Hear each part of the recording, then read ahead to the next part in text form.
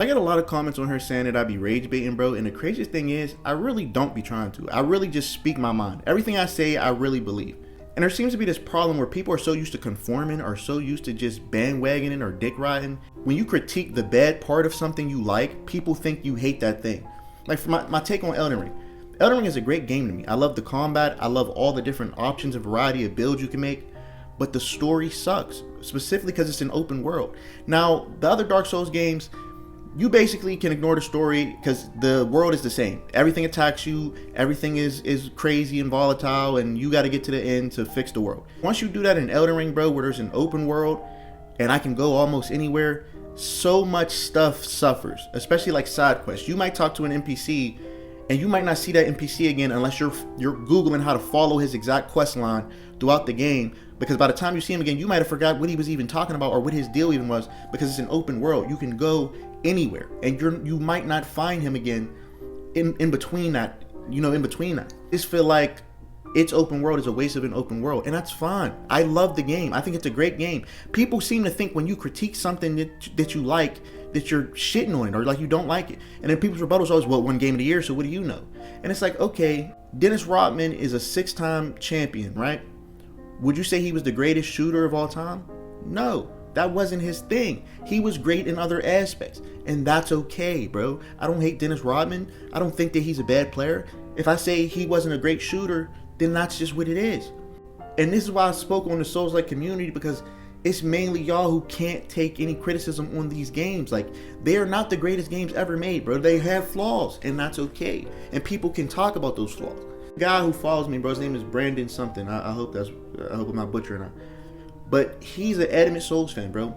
We always have civil conversation when he comes under my videos, bro. It's never an argument. We can agree to disagree. And that's how discourse should be, bro. But some of y'all aren't open to discourse. And this is why shit like politics and other shit like that is so dangerous.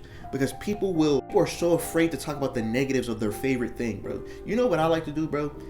If there's a video game that I really, really like, bro, I like to go watch videos of people critiquing it and talking shit about it to see if there's anything that in my biased mind I skipped over and didn't pick up on or think about. You know what I'm saying? And then I do the same thing with games I hated and see why people like them. And it kind of formed. I even had a dude comment on my shit because I have a video that's still up, by the way, didn't take it down, where I said Skyrim and Oblivion were overrated, right? And he brought that up like, yeah, I think it's stupid when people think something's overrated and then they go play it and then now all of a sudden they praise it. And it's like, well, that's called growth, buddy. That's called accountability. I was playing those games from the perspective of I wish it was Fallout New Vegas. I wish it had skill checks. I wish it was. And then I heard people's opinions on it, and then I went back and replayed it and got a new perspective and played it for what it was and said, oh, I see the appeal now.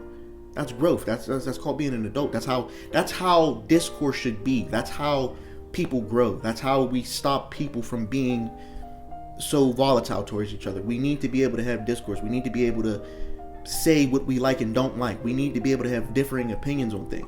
We need to be able to speak on the bad of things and the good of things. There's nothing wrong with that. You get what I'm saying? And that's why I make these videos, bros. It's okay to critique things. Because another thing is, like, I don't want to be one of those people who get on here and just say everything everybody else is saying. Oh, yeah, it's the greatest game of all time. I love it. Da, da, da. Because here's the problem, right? If I sat here and said Elden Ring is the greatest game of all time, it's the best thing ever, it's better than Skyrim, etc., somebody might go buy that game, right?